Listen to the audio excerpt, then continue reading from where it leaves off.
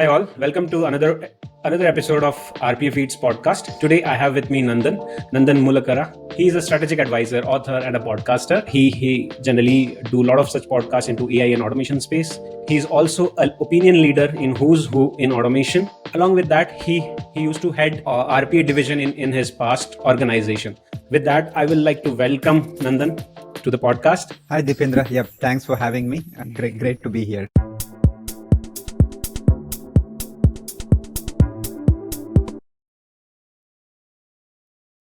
Yeah. So Nandan, you are quite a popular name in automation and AI space. Most of the audience would know you, but for a few of them who are new to the space, would you please like to briefly introduce yourself? Yeah. So Nandan Mullakara. I have been in this AI and automation space for almost a decade now. I'm passionate about AI and automation and where it is going and the possibilities it bring for all of us. I'm actually passionate about technology in general. So I explore these areas and keep bringing things to people. Even within my organization, I was like, Nandan, which is that app I can use for that? So I was that go-to technology guy. During last 10 years, I've been so much into automation and AI and helping customers in that area. That's awesome. Can you please share your journey into automation and AI space? How you started into this field? So, what was the background? Yeah. So my background was outsourcing, and I used to work for multiple customers from India. I used to lead so I started a bit with mainframes, but then I started leading a Java practice soon after. There was a customer in US and it's a telecom customer, and they were struggling with that account, and so I came on site or to US, and we started working on multiple initiatives for this customer. And then later on, I joined the practice, and I was providing solutions on outsourcing. One of the levers with outsourcing is obviously offshore, which is send work offshore and decrease cost. But then that lever, it was decreasing in terms of the cost reductions were reducing as well as everyone was having it. So we were looking for different levers, and that's how I discovered automation. And I saw RPA and RPA coming up, and this was like 2015, 2016. And this was I could see that it has a lot of potential, especially in our areas in terms of how this task could be carried out with this UI-based integration. I started looking at it. I started taking it to our business leaders, and everyone looking at it would be very excited about it because the optics of it, like, it could enter the data in there, and then it could send it to SAP, or it can send it to Oracle, and all those things was really exciting to people. And so, we started doing that for our customers to decrease their costs in terms of when they're outsourcing. And then we started, I had this opportunity to lead an internal practice, as you said earlier, for Fujitsu in the US. And we were, running RP initiatives for our customers. Yeah. And since like 4 years, I've been on my own providing consulting services on RPA and AI and automation. And right now I also run a community. Yeah. Okay. Yeah. So early days were those days like people used to see RPA bot performing certain action. So it was a pure magic for them, right? Automatically the data is getting flowed into the different system. So yeah, that was quite fascinating. When I started very late, around 2019, but still I was amazed by the bot entering data into the multiple systems. Like, what's the story, if you would like to share the story behind starting Nirvana? Yeah. So I started consulting, and then, to get some attention, bring in some inbound customers, I've been sharing on LinkedIn, and I also started blogging. And so, so I started on LinkedIn quite a bit, and I started getting some traction, and I noticed that, it's a good way to, one is clarify my thoughts as well as learn from the community. But as I progressed more, I noticed that a lot of stuff on LinkedIn was kind of marketing stuff. It was a lot of fluff, and to get a real view, it was pretty difficult. People don't share their failures. Everyone is sharing what's great about things and how they achieved big ROI, but I could see there's a lot of practical problems implementing it myself, and those are not being discussed. As well as those multiple perspectives, there are many people not even on LinkedIn. So that's how I started this community, a private community, so that we can, have a private space where we can share things freely, whether it is failures or successes, as well as get different perspectives. So that's something we've been discovering with 𝘱𝘀𝘪𝘀𝘀 is that whenever we have these sessions, we think that we know something, but when we hear different perspectives, when we understand, oh my God, there's a lot more happening than what I was thinking. There's a lot more tools, there are a lot more use cases, there are a lot many things that's happening. So that's how we started 𝘱𝘀𝘀𝘀𝘀 as a place where we can keep up with AI, make sense of it together, because it's very difficult to keep up with it by oneself. So that has been very helpful for me and for the community members. Yeah. So like you are running 𝘱𝘀𝘀𝘀𝘀 all by yourself, one-man army, or like you have an employee or a proper company set up or something like that? Yeah, I do have one intern who works from India, but yeah, it's mostly me and that person. Okay. Awesome. So you have co-authored a book which was called Robotic Process Automation Projects. It was specifically about RPA projects. So what inspired you and what impact do you believe it has had on the industry? Yeah, so as I said, for consulting, I started blogging or putting out posts out there on a site called Nandan.info. So when a publisher approached me to write this book based on whatever they saw. And so the idea of this book was it's called Robotic Process Automation Projects. And many people had approached me that, what are some good projects on RPA that I can do? What are some tangible projects? And that question kept on recurring. And then I was thinking about it, and, we wanted to write a book which can give you a practical ways to start with RPA. And we have written about two tools in automation here, which is the popular RPA tools. So we wanted to take the community edition of these tools, so which is freely available, and also use freely available tools like an ERP, CRM, different freely available tools which people can pick up and practice. And from a beginner to advanced level, we have like 5 projects on each. So the idea was to get people practically started on RPA, which we thought was missing at that point of time. So it's been well received. I mean, I'm surprised at the number of copies it has sold. Honestly, it's a bit tapering down because the technology is changing in a big way. It's sold multiple copies. It is doing pretty well. It's been cited around 50 times. So that's amazing to me, because that means it's making an impact. People are learning from it and citing it in their papers. That's really amazing. So yeah, I think it has had an impact in terms of helping people get started. Yeah, there are some universities who reached out to me, and we had some sessions with the universities. So people were using it to get some practical help with RPA, get started with RPA. So I think that is great to see. Yeah, that's a great effort, like your effort getting valued, and also it's reaching the audience, to the right audience, and they were able to use the concepts, right, that were described. Yes, and I've got that feedback multiple times, that has helped a lot. We have reviews on Amazon too. Yeah, awesome.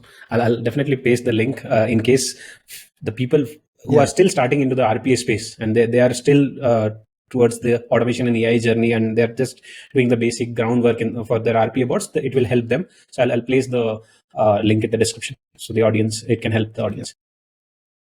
The aha moment, for example, can you tell us about a specific instance where automation had truly transformative impact on a company or an industry? Yeah, for me, it clicked for me when I was doing for HR on an HR onboarding, and how it could decrease the time and that HR whole process, whether it is collecting documents from the employees, the new joiners, getting them into a system like PeopleSoft quickly. It decreased the time required for people to do it from hours to minutes.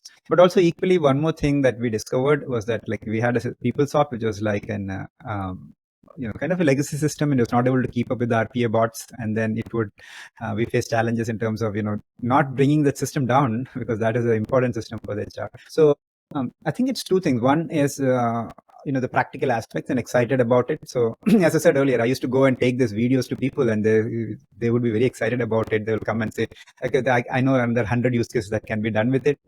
But also the challenges. I keep talking about the practical aspects because we need to balance both of these things. There's always this talk about, it's very exciting, there's a hype, let's get to it. But what happens actually on the ground is not so straightforward. Like success is not like one straight line. It's very zigzag. So yeah, I mean, I learned that this can be this is a very transformative technology, but then it has its limitations. It has challenges that we need to get over. But once you get over those challenges, you can enjoy the fruits of this transformation. That's true. would like to ask about the common challenges that organizations face while implementing automation and how they can overcome those challenges. Yeah. I mean, lots of challenges have been discussed. As I said, tool limitation is one of them. But I think one of the biggest challenges is the process complexity, which some people we just don't understand. We underestimate when we start. So it happened to me multiple times too. Even now that I know it, still it happens that I think the process is straightforward. I think that what the user is telling me is the process, or what the business analyst captured is the process. But many times we discover that the process is much more complex than that, right? And so that's where I think tools like process mining or task mining can help. But even with that, I think that recognition that it is a very complex process. This is a real world. Again, the same thing with respect to hype versus practical. It's not a straight journey. You will discover complexities. You will discover new ways this process is being done. You'll discover new ways people are doing things. So you'll have to keep on continuously improving your process or continuously understanding your process and updating your automation to that. So I think that process complexity is one. Another thing is I think also is the people aspect, because many times I face this problem of people coming in the way, whether it is people or the managers, because there's a lot of bad media about automation and AI that it'll take the jobs. And so it basically, people are very resistant to it. And so I've learned that over a period of time that you have to work with people and it's not just that we're doing top down, but also helping them understand how this is helping, and then let them come to us in terms of improving their work and their processes. Then it's better to do it in that way rather than just shoving it, pushing it down their throat, and then they don't like it and they start resisting it. So so I think those are few challenges I can see, big challenges. Yeah, so it's like working along with the people. So yeah, automation is not there to replace someone, but yeah, it will enhance it will give you people the chance to work on the real work, like creative work, strategic work, where decision making is involved, some creativity is involved, leaving the boring and repetitive stuff to the bots. So that's a messaging I used to always give, and that's something I think a lot of the marketing companies come up with. And believe it or not, IBM has been saying this from the 70s. Even when the IBM mainframe came in, what they were saying is that we'll take off the repetitive work or the bad work, and you can focus on the good value-added work. I was really surprised to see that IBM ad from 70s. So we've been saying that, and there is truth to that. I mean, yes, we do make work better. But I think also the way I say it now is that it is about changing the way we work. I mean, it's not that, what's value-added work, and some people may like the repetitive work that they're doing. Like it or not, the work is changing. And so we've got to pivot and change the way you work. And so it's helping people do the work in the new way, whether it is when you brought in IBM mainframes, they were doing the work in a different way. When you brought in a Word or a spreadsheet, people are working differently. With automation, people are working differently. So I think, and now with AI agents, that will going to be big shift again. So I think it's how people can work differently and possibly better if they can work with those technologies. Yeah. So coming to your point of AI agents, like I have recently read your articles. You have been continuously posting around APA, RPA, AI agents, right? So would you like to throw some light what exactly is coming and what is APA, how people can build their own agents, a little bit of background if you would like to share with the audience? Yeah. I'm very bullish about AI agents. As I said, I'm pretty curious. So the next big thing I see is in AI agents, because what has happened is we've had this AI, which is detecting patterns and, machine learning. We give it specific data, and then it comes up with patterns. And that was very useful, whether it is sentiment analysis or classification and things like that. But with the new AI or the generative AI, whatever you call it, the LLMs, the foundation models, they have developed a way to reason. So it's just like having a person who can plan things out. You give it a task, it can plan things out, right? So like just take an example of, let's say, RPA. RPA, we are planning, we are breaking down those tasks, and then we are coding it into any of these RPA tools. Here is a technology which can, once given the task, you're telling it, I want to do this task, and then it will break it down. And then based on that breakdown, it can create the workflow, the workflow blocks, it can create this thing. And then it can also take decisions. So like in RPA, we were coding if this, do that, right? And that's been how we've been coding, whether it is applications or automations or integration, that's what we've been explicitly telling the computer. But here is, we can actually have agents do that control logic, based on certain line item in this spreadsheet, you take this action based on this. And it's not an if then else. It's basically, I have to read that whole line and see whether it needs to go to a business or whether it needs to go to a customer, things like that. So what happens is that control logic can do dynamic decisioning on the control logic. You don't hard code it in the program like you do with RPA. And finally, we have this capability of better data processing or data interpretation, in the sense that, whether you want to take some data from an invoice, you want to write an email, a full-fledged email, you want to create a detailed report, all those things, it can do it autonomously rather than us telling it what to do. And it probably can do it better in many instances because we are not telling it explicitly. It can figure out what is the best way to do things. So I think the AI agent led automation, that paper called as Agentic Process Automation, and people really like it. So I wrote an article on that as well. Is this technology which can autonomously carry out these transactions for us rather than we telling it explicitly, right? So one paradigm shift I see with this is the IT industry itself changing, and that's something I think people have still not recognized. Is this AI is so powerful. It can create, it can reason, and so it can carry out transactions for us, right? And so what happens is that the way we were doing things pre-generative AI is different from post-generative AI, which means that, let's say we are writing an app. So in the past, we were writing an app, we were explicitly telling, if this happens, do this, do that, and that's what today's applications, everything is, whether it's an ERP, whether it's a CRM, whether any application, it's that. With AI, with the new AI, you don't need to tell it. You're just telling your intention.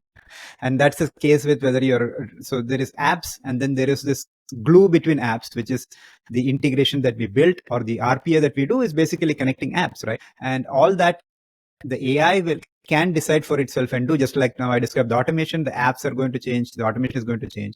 So the whole landscape of the IT industry, we are going from building this coding these apps or programming these apps or integrations or automations to one where the computer can decide, or say the AI will decide, right, what is the best way to approach it. All we are saying is that this is our intention.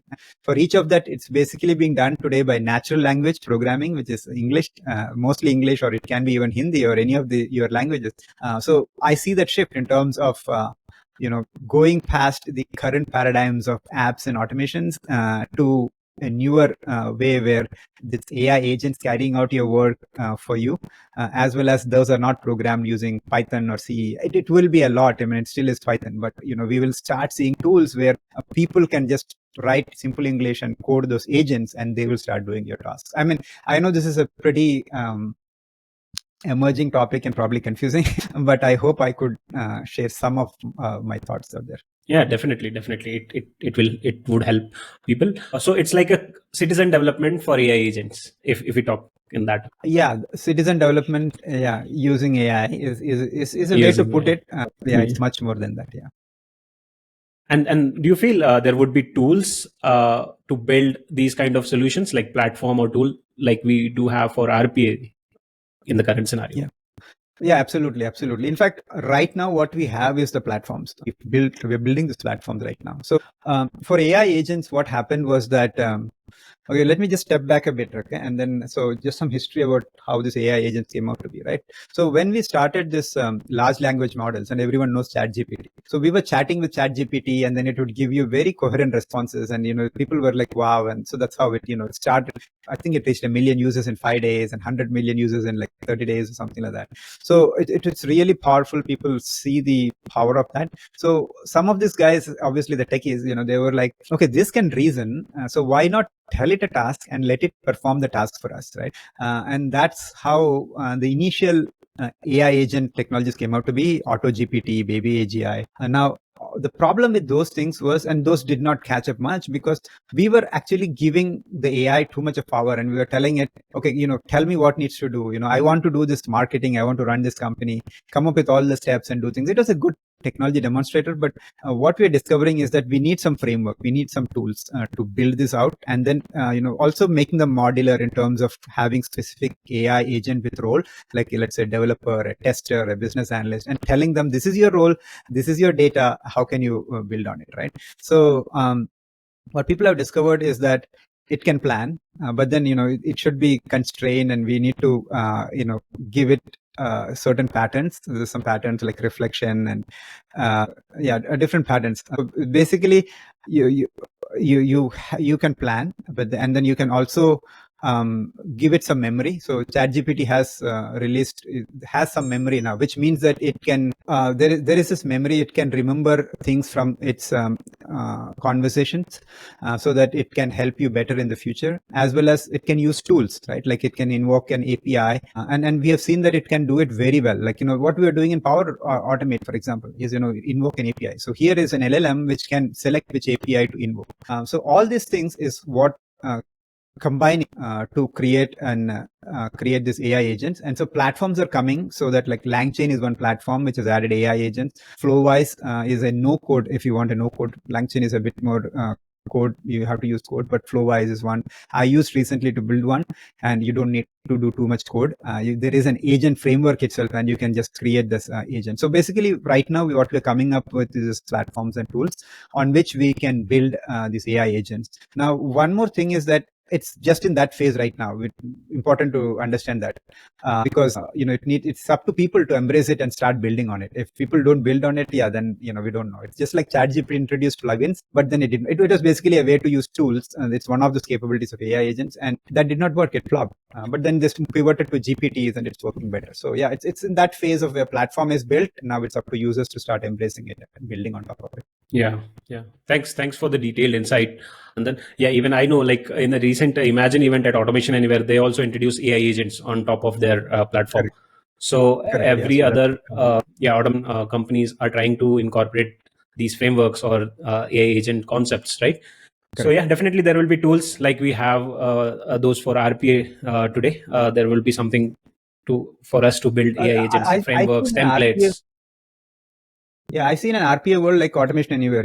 You will see AI agents within RPA tools. What Automation Anywhere did just now, they're calling it AI Agent Studio, and you'll see that from every other RPA provider too. So I think RPA has a role to play. Like I said earlier, AI agents, when left on its own, it was wild and not useful. Whereas if it was constrained and you had a platform on which it could provide, it's much more useful. So what happens with RPA is that RPA is something that's already in the enterprises. And so if you're adding the AI agent capabilities on top of it, it's another platform where AI agents can be constrained and can be worked together and can be orchestrated. So I do see RPA as one of the ways in which AI agents will be introduced. Yes. And there will be, like I mentioned earlier, LangChain, that kind of open platforms, which will also be used. Yeah, totally agree. So I see things like the RPA bots are the doers, and the AI agent is the decision maker. So they will go hand in hand. So the way to look at it is tools. So I think AI agent will be the like one of the agents. Like Sam Altman calls it, there will be a mega AI in front. But there could be an AI agent which is taking all these decisions, and then like you say, hands. RPA could be one hand, API could be another hand. There could be multiple hands in terms of doing actions, like plugins from OpenAI was one of those hands. So you can have, but at the end of the day, yes, you can invoke through APIs or RPA like technologies to carry out actions. Yeah. Too much of technical discussion, but obviously it's a value add, and audience would definitely learn something out of it. Moving to a little bit of a personal side of you, right? Outside of your professional life, you have interests in futurism, health, and spirituality. How do these passions influence your approach to technology and innovation? So I've been trying to look at various facets. I think many times when we are working, we are just focused on one thing. A lot of time goes within our work, and then we have time to focus on other things.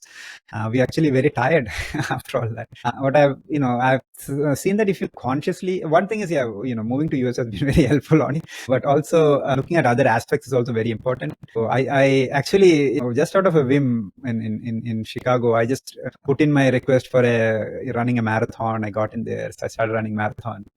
Again, something of a whim, I applied for a 10-day meditation camp here for Vipassana, and then I got in there, and I've been doing that every year since, and meditate like an hour or more daily, and do the same thing for health as well as for technology, business, futurism. Futurism helps. Like I said, curiosity is something. I'm curious about technology and where it is going, so that helps.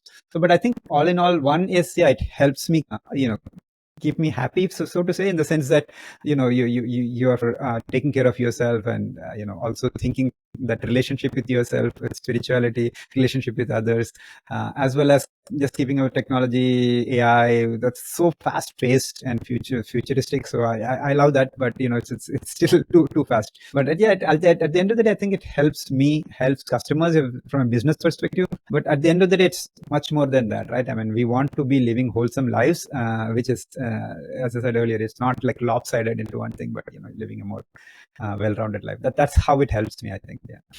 Cool. Yeah, I mean, there are a lot going on in tech space, but they struggle to keep themselves updated. I have that question also for you, but for now, we'll take a pause, and I will ask you a few of the rapid fire questions. So here we go. Tea or coffee? Actually, I prefer coffee, but I'm not a coffee or a tea drinker. I like water. Drinking the world with water. Yeah, definitely. So, most futuristic movie gadgets do you wish that was real? Yeah, and that's a interesting question, because look at movie gadgets. Like Back to the Future had many gadgets, and all those interesting, and many of them have come true. Whether it is drones or even hoverboards, and even flying cars. I mean, we have planes. It's just flying cars. One gadget, somehow I think time machine comes to mind as probably something I would like to see if possible. I'm in for that as well. Your favorite automation tool for personal use, maybe? Multiple ones. So I use Active Pieces, which is an open source tool. I just bought that on Slides. So I use Active Pieces for many. It's not an RPA tool. It's more like API, like Zapier. So I use Zapier also quite a bit, but mostly Active Pieces right now. And then I have something called as 𝘱𝘢𝘍𝘍𝘍𝘍 on the computer. I don't know if you've heard of it. So it is basically like automating Windows tasks. So I can just click on some keyboard shortcuts, and it carry out some actions. I think also there are some tools on the Mac too, like a Mac and iPhone, like it's called shortcuts. So I use iOS shortcuts quite a bit for automating my I have some morning routines and things like that, and it helped me with that. That's cool. Best piece of advice you have ever received?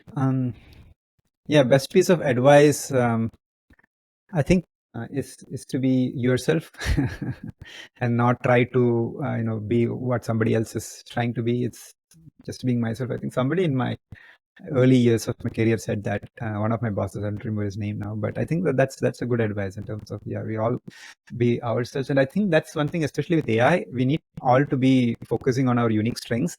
Whatever we were doing earlier, it was all like industrial era jobs, which was it is meant to be that everyone does similar kind of jobs, and people are being made robots basically, which is not how we are. We are unique people, and we like to do unique things. And like you said earlier, do better work. I think that's what it is. It's doing that unique work is what this enables. Like we keep saying in RPA, taking out the robot out of the human.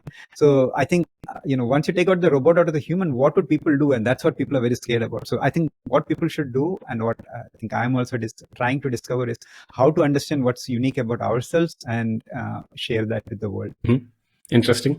Favorite thing about your work? Probably the last one. The technology aspect of it. The technology aspect, like the ever evolving technologies and all, you like to that's cool. So what are the common misconceptions about AI and automation that you encountered, and how you try to address them? So I think about automation, one is the misconception that it will automate everything and it will do 100% automation. That's something many people somehow believe or want to happen. So let's say there is this document processing, right? Like we have, let's say, invoices in finance, or this candidate PDFs in HR, various places where you need to extract data. And people are all looking for 100% solution where it will do that fully well, but it's an asymptotic problem. We will never get to a place where we will be 100% there. And we have seen this with autonomous cars too. But what people forget is that you can use that 80% which is useful, or 70% or 60, whatever is useful, you can use it into a much big, it will have solid impact. So I think people, we need to get over that thing of this will do 100%, which is a bad thing in messaging, because that shows that, this will come and take away my jobs. But it's not that. It will help you. It will augment you. So it is that. I mean, actually, it looks like nature has programmed it that way, so that you just cannot do it 100%, which is a good thing. So that two myths out there of 100% automation, some people wanting to do it, probably some people in the leadership, and that sending a wrong message. And that message is again interpreted by people that it will take away all our jobs and then I don't have jobs. But it's more of a change of roles. Like I said earlier, it will be more like the other day I shared that the C-suite roles are going to change big time. And then people are like, this is but C-suites are unique and things like that. Yes, that aspects are going to remain. It's just that the roles are going to change. The way the people are operating will change. And remember, it's a role. It can be that in future, this role is played by the same person. So for example, a developer and a tester, they're two different roles many times now. But in future with AI agents, there are a bunch of agents which is going and coding, testing, coming back and giving you the code. So probably the testing will be merged with the developer and it will be a new role. So yeah, that's the way I look at it. Is so there are these myths, especially about people and how this technology is. The technology is magic. It'll be 100% and it'll take away jobs. I think those are all myths that we need to overcome. We need to come up with better messaging for all these things. Yeah, totally agree on that. What do you think some of the under the radar development in automation that business should be paying attention to? Yeah, so as I said earlier, the fact that it's going to change completely, I think is under the radar. Even this whole agentic thing that's coming up, I still think is under the radar. I mean, it's many people on the cutting edge know about it, but people are still, have not, I don't think they have, it's basically still to sink in that this will change that industry completely in terms of how we do automations. So we were playing that glue in between. AI will be that glue in between, which will, discover the processes, run the automations, execute the automations, build the automations and execute the automations. So it's going to be a sea change, but it'll take some time. So, but yeah, I think those are I think that's the latest or under the radar kind of thing. Mm-hmm. Okay. How do you stay updated? What advice, again, this is an advice question. Also, people would like to know how to stay updated with the ever evolving landscape, right? But I would put it this way: how you are staying up to date with ever evolving landscape in the AI and automation space? Yeah, I mean, honestly, it's tough. There's a lot of things happening. So the one thing I tell people, and which I also follow, is that you don't need to be ever updated on everything that's coming up, and it's like FOMO and then I missed that out and things like that. You just can't keep up with everything that's happening. So the best way to approach it is, what are your problems, and how can these new technologies help you solve, rather than trying to follow that whole corpus of things that's coming out. That's a lot, right? And then I also don't jump onto technologies immediately. I'm looking at which is probably going to mature. It's seeing some progress of maturity. So for example, AI agents, when AutoGPT came in, I was just looking at it and then I was saying, okay, this is happening out there. There's some good agent technologies coming up. It's pretty good. But then now as I start seeing it being maturing and it's more coming into tools and frameworks that's usable, that's when I start going deeper into that. So those are some frameworks or ways I follow, in terms of I don't try to follow everything. I follow things which are getting mature. But in terms of resources, some good YouTube channels like yours, multiple YouTubers I think are doing very good job. And I don't follow some particular channel. I for example, AI agents. I just go specifically look for AI agents and look what is some good things available at that point of time. So catch one topic and keep trying to follow that, whether it is YouTube, newsletters, content, or even like LinkedIn or Twitter. Those are some avenues I follow. Yeah. Awesome. Yeah, and awesome. also the So community. So community, BotN community is one place where we get this different perspectives, as I said. Yeah, and from there we go and discover those topics and discover more about it. Definitely, I'll mention those links in the description below for the audience to refer. Yeah. So as a leader who has driven successful initiative for major companies, what strategic advice would you give to the business, those are looking to leverage automation for growth? Yeah, I would say it should start with the business objectives rather than chasing a tool. Just now, like I said, you can't follow everything, and that's like FOMO. And unfortunately, many of the people are like chasing technology, and that is, I think, very difficult, because the technology A may not have matured, and B, there are too much of it coming out, right? Instead, if you have a business problem and look at what can be solved with that, I think that can help. I mean, don't look at it from a technology perspective. Look at it from how it can help you, whether it's a business problem or a personal problem, doesn't matter. Don't say that this tool is there, so let me try and do something. Instead, I have this problem, so let me try and see which all tools can help with that. And it need not be even the latest tools. It can be some, it can even probably be mainframes, but at the end of the day, you want to see how it helps your business. And so also what happens with that is that if it is business led, in the sense that it is aligned to your business strategy, which means that your leadership is involved in it. And I see this very this as one of the most important things that needs to happen, is that the leadership should be behind it.